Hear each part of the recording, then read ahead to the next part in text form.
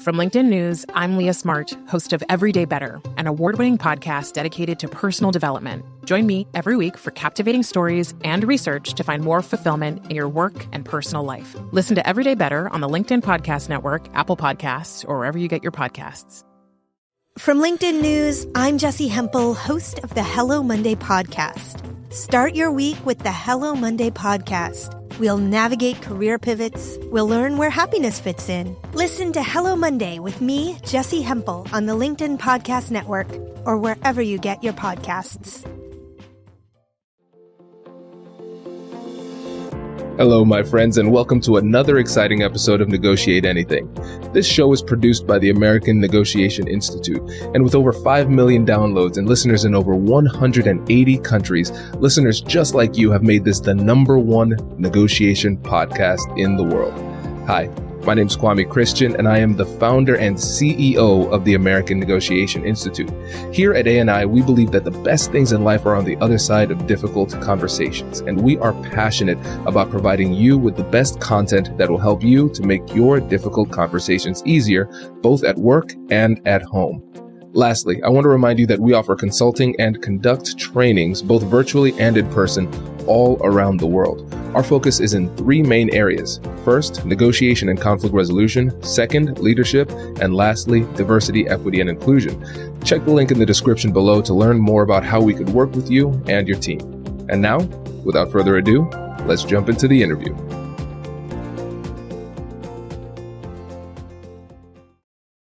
Max, thanks for joining us today. Kwame, it's a pleasure given how many episodes I've listened to. So to be a part of it is surreal. Thank you for having me. No, man, the pleasure is all ours. So how about you get us started by telling the listeners a little bit about yourself and what you do? Sure. I'm a person who loves negotiation and, like you, sees how often we do it.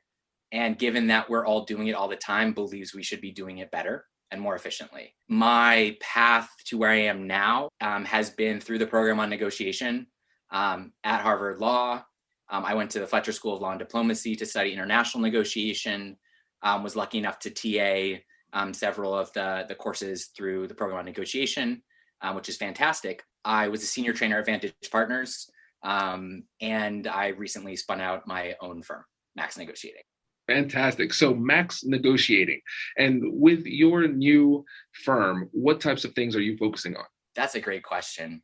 The idea is to work with people that are already excited about the possibility of emotional intelligence and what maximizing the potential of human capital can do. I definitely like working with military clients, as I have in the past, and that's of interest. I think I'm interested in being as much a part of the public conversation on the way we talk to each other as possible. And so for me, that means public government is exciting, dealing with environmental policy. I think like a lot of what we know with regards to the problems we have isn't what to do, it's how to do it, right? Like we have solutions for the environment. We have solutions for what to do in terms of violence in prisons, right?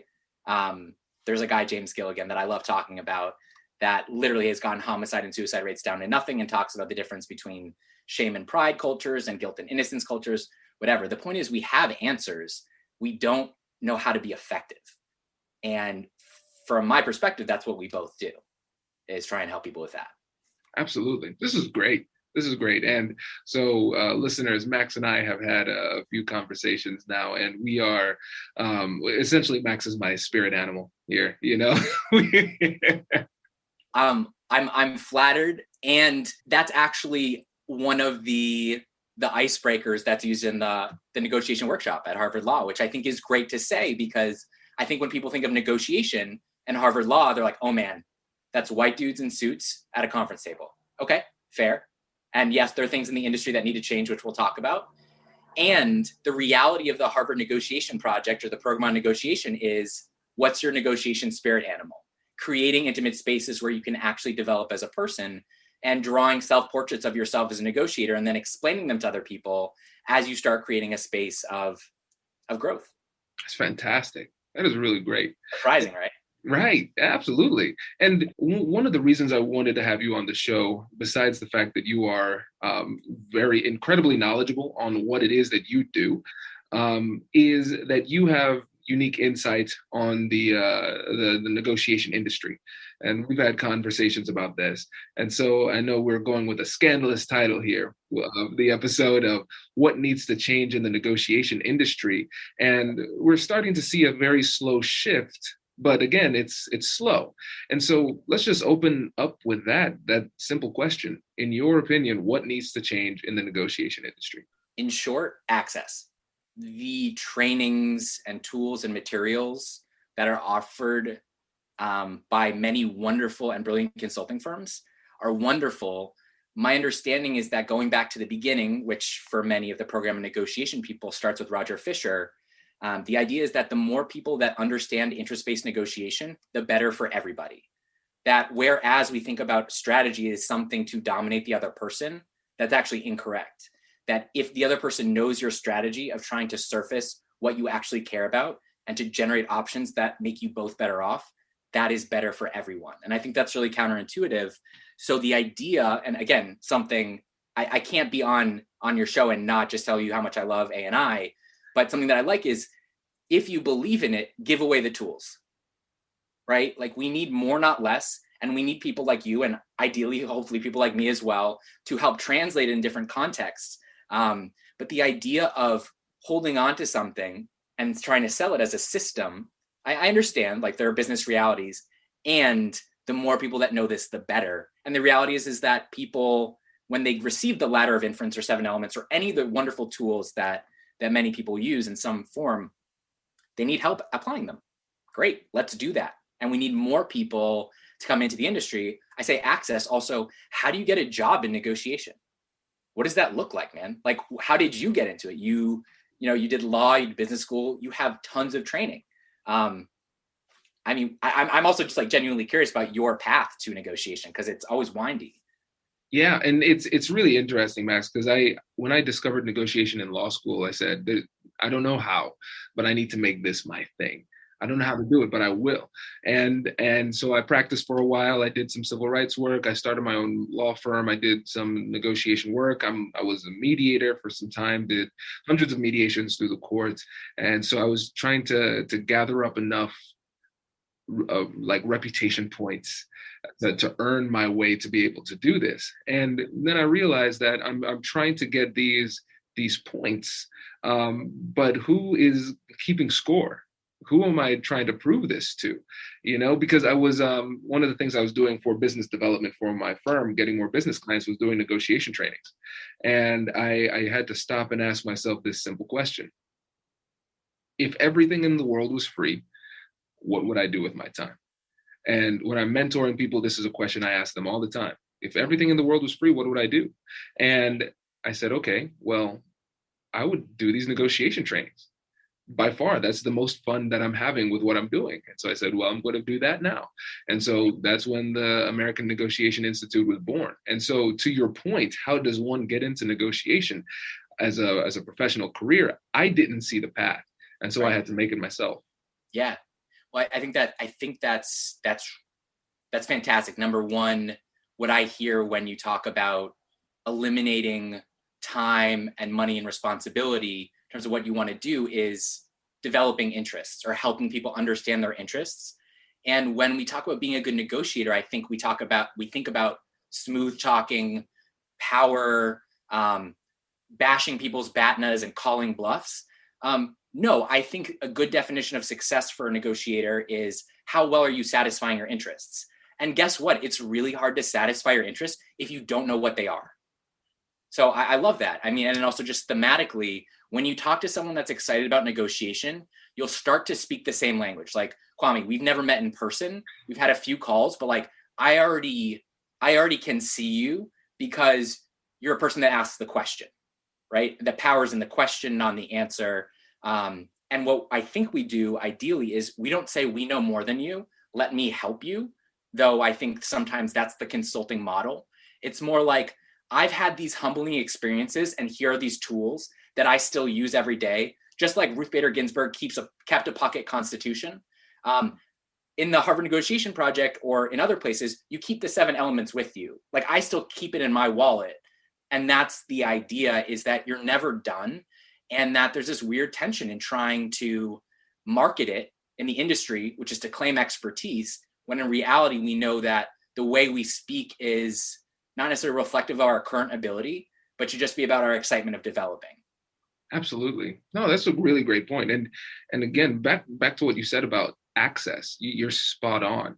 And I want to revisit that point, the counterintuitive reality that if both people are playing from the same playbook, everybody is in a better position. So let's go deeper into that. So from your perspective, not just in the business world, but in the world in general, how does the world change if more people have access to this type of knowledge? I believe that it looks like people living better lives. And I think it looks like people having better relationships.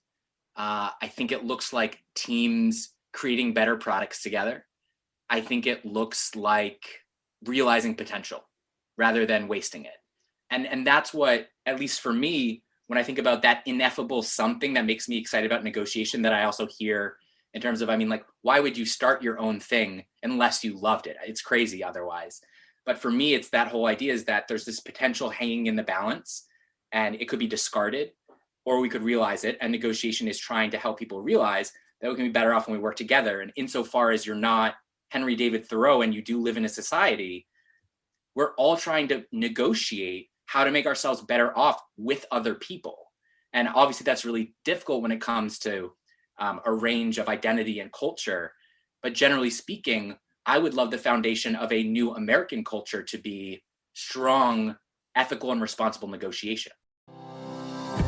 Does your company invest in professional development training? If you believe that your team would benefit from a negotiation workshop, all you need to do is go to our website, fill out the workshop request form, and then we'll set up a time to chat.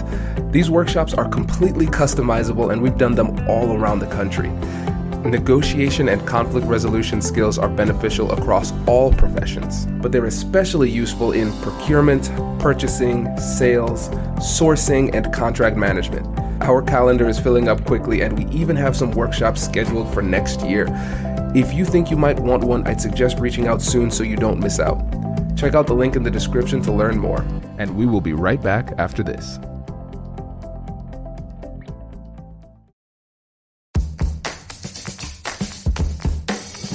Hey you, I'm Andrew Seaman.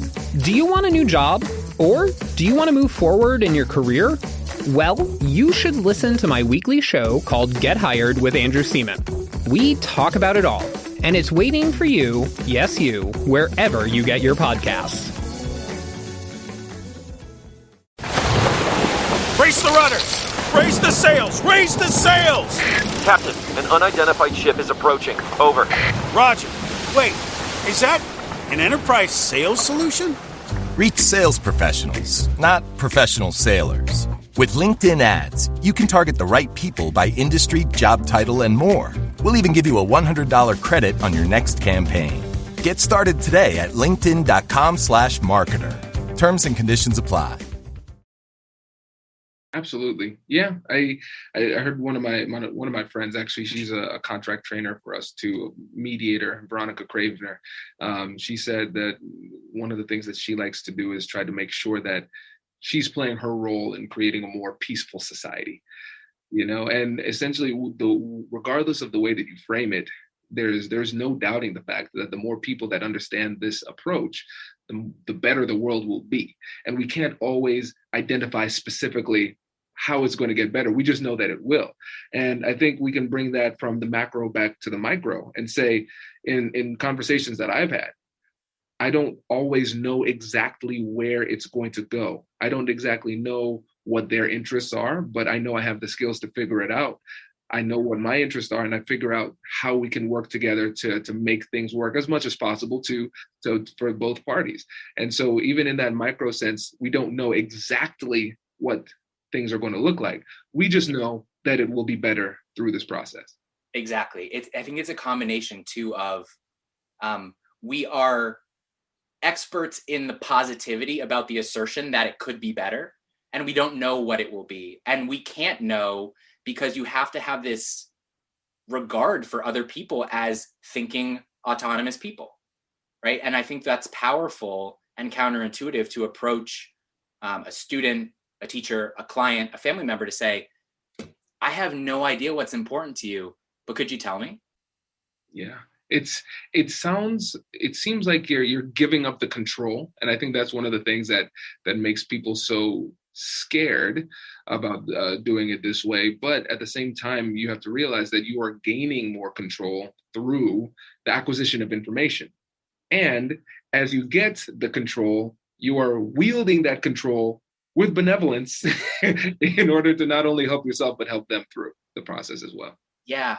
I feel stuck between two places. One is that I recently talked to a group and we talked all about how you have power when you're asking the question and not when you're talking. And I think for a lot of people, and I'll just say, I think men in particular, the feeling is I need to be in an active position, and that's speaking, not this listening, sitting back, passive, whatever you want to call it. So I think like gender is so involved, and I know gender is a word that evokes a whole range of emotions for people all over. But what I mean to say is that the way we talk about conflict and what is active and what is passive, is listening passive or is it active listening? Are you in control when you're speaking? Are you in control when you're listening? Are you powerful when you're loud? Or isn't it more likely the case that the people who are quiet actually carry more power? So insecurity is actually loud. I mean, that's why I talk so much, Kwame. And so my other experience, just to push on this, because I'm curious what you think, is I just had jujitsu before this. I'm a white belt. I was rolling with a purple belt who choked me with my own belt, which is a great metaphor, by the way, of, be careful what you say and what you do, because it can be used against you. But I think something that BJ, Brazilian Jiu-Jitsu, supports in terms of what you said is don't fight back. You'll lose energy. You'll waste energy. That's not in your interest. Try and redirect momentum. Try and go with it instead of fighting. And we have this tendency to fight. And like, as I was being choked out, like, yeah, my fight or flight is going. I feel like I'm drowning. I just want to go home and cry and like be nursed and all that. And then I think there's a very real point of view from my background in international relations, which is something I said earlier, which is not a line I like, but that the strong will do what they will, and the weak will suffer what they must. That this is the foundations of realism. And so at the same time that we're talking about really lovely realizations of potential, which I think we really believe in, I think there's fair pushback, which is, okay, and that's how we should do things. How about the real world? What if we grew up in conflict zones? What if we were even less privileged than we were, right? Like, what should our expectations be for other people's behavior? And the best answer I have is the best way to change other people's behavior is to negotiate so well that it's an instructive moment for the other person.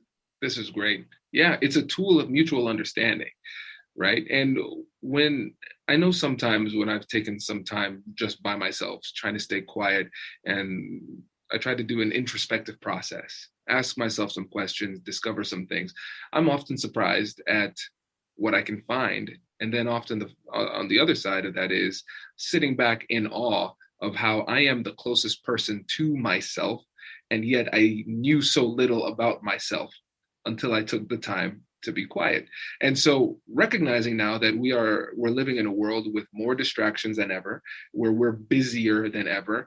And on top of that, we wear busyness as a badge of honor. So we try to stay busy, right?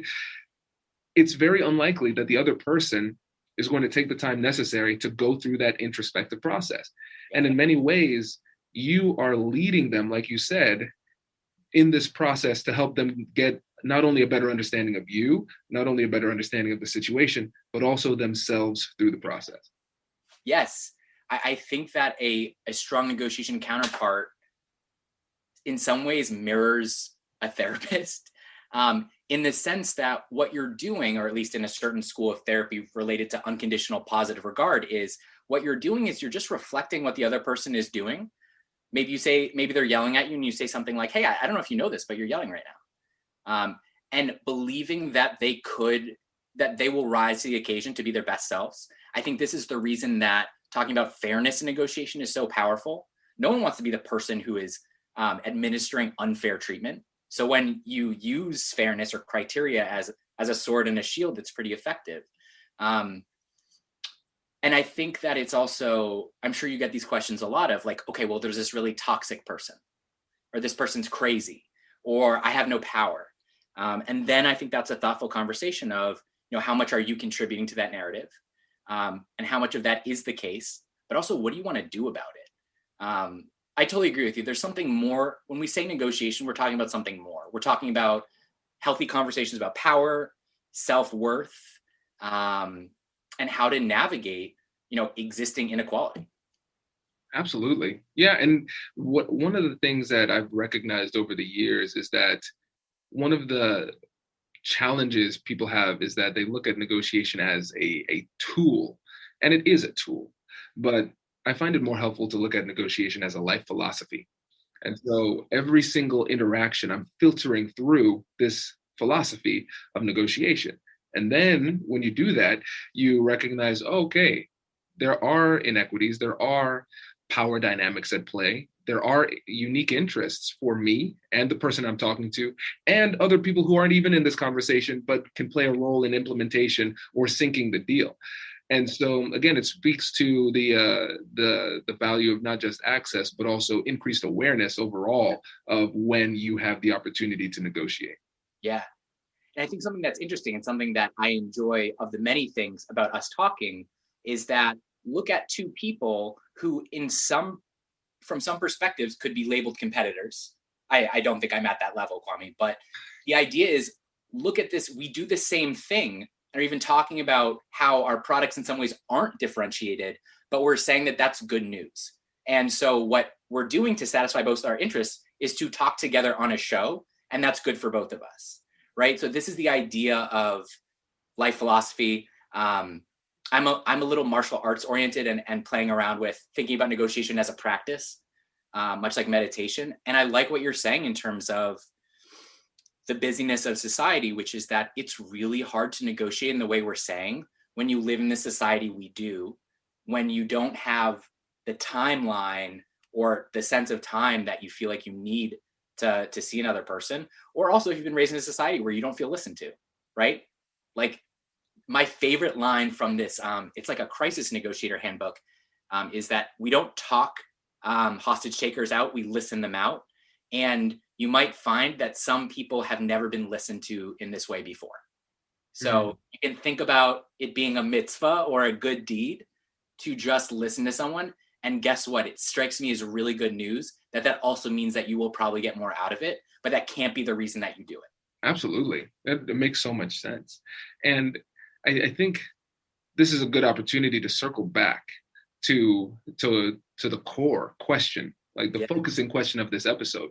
Considering everything that we just talked about, what is it that needs to change with negotiation? One of the things that you talked about was access. Let's go deeper, because right now, like you said, what we're trying to do is, yes, this is fun for us, right? So this is a brainstorming and we're learning together, and at the same time creating content for other people. Access has been a challenge. What was making it so difficult for people to get the access to this information in the past? I think money. And when I say that, I'm just talking about the sheer cost of training. And for people who want to pave their own way, who need to go to graduate school programs to do it, there are all these built-in costs that continue to make negotiation training pretty much reserved for corporations and a luxury market. And look, I'm a part of that. Like I, definitely benefited, especially in graduate school, being a TA for these Harvard programs. That helped a lot. And I think it's what we're doing, I'd like to say, which is to create jobs, which is to say, okay, you're interested in negotiation, come work at my firm, right? To proliferate this more and to decentralize power from, whether it's Harvard or any other named school or any other organization that's well-funded. I think we're learning as a country that you need to decentralize power and you need to decentralize the materials, or rather proliferate the materials and get them out there. Like I think we were talking about earlier, which is rather than trying to make these things a product that are mine and that you can't have, or rather than pretending that I'm a really smart person because of the schools I've went to or gone to, that we need to be humble and demystify it, which is to say, the fact that these tools about communication residing in certain places is happenstance and coincidence. And with that being said, we also don't need to bite the hands that fed us, which I think is another path coming out of Harvard negotiation, which is to say, I was there, I did all this stuff, and I know better. Yeah, let's take our negotiation training and say yes and, right?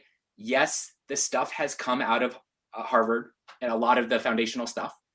And what's good about it is not the name on it. What's good about it is the extent to which it can affect your life. And that's up to you to decide. And I think it's for people like us to say, we still struggle with negotiation. The way we struggle with it is a better process, likely. And we'd like to help you, because when someone else goes through that process, when someone's like, hey man, I tried that thing that you did, that you said, and it worked. I'm like, great. Now you've got the bug. Now go tell someone else. I think access is very much democratizing the information, and it's also making it accessible. Absolutely. No, man, this is great. This is really great. And before you go, I want again you to let the listeners know about your podcast that you didn't mention at the beginning. So you need to mention that. Sure. How they can get in touch with you, and again, remind them of the great work that you're doing. That's so kind of you. I have a podcast that I co-host with Gwen Krause called Trainer Talk, where those of us who do what Kwame and I do in rooms, tell stories, personal stories, usually from things we've messed up in, that even the expert trainers have learned from.